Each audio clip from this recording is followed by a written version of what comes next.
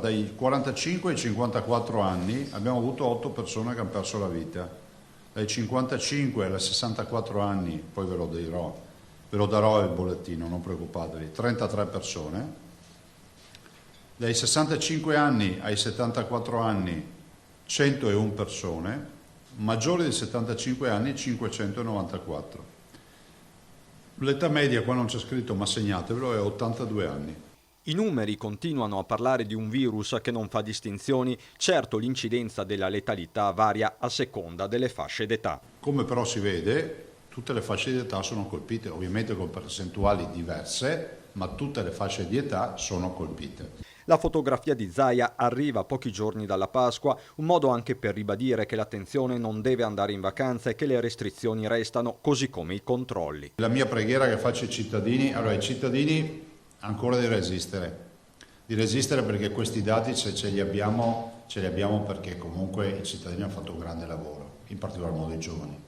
Ogni altra mossa, a cominciare dal piano della ripartenza economica, dipenderà dalla scienza e dal governo che ne ha la piena competenza. Tutti mi chiedono in queste ore cosa accadrà dopo il 13, che è Pasquetta. E io continuo a dire che dopo il 13 accadrà quello che il governo deciderà.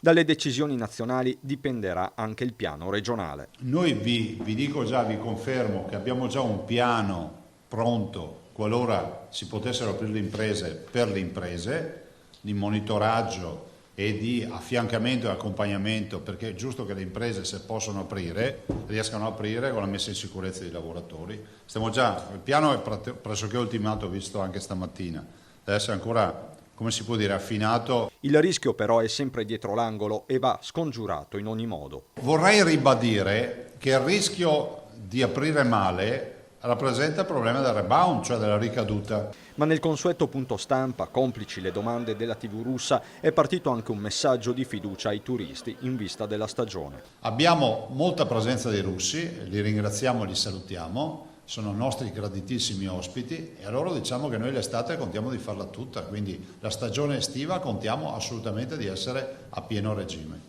Resta la partita delle elezioni regionali rinviate dall'ultimo decreto liquidità in autunno, una scelta che Zaia aveva subito bollato come una follia, calcolando che proprio nei mesi più freddi il virus potrebbe ritornare. Da qui a maggio si fa metà giugno, fine giugno, inizio luglio, metà luglio, non dico Ferragosto, ma insomma ce n'è di spazio. Se usciamo dalla tragedia, se non ci usciamo, mi sembra inevitabile. A questo punto si sospenderanno le elezioni per un po' di anni e prorogheranno tutti. Io penso che appena ci sono le condizioni bisogna votare.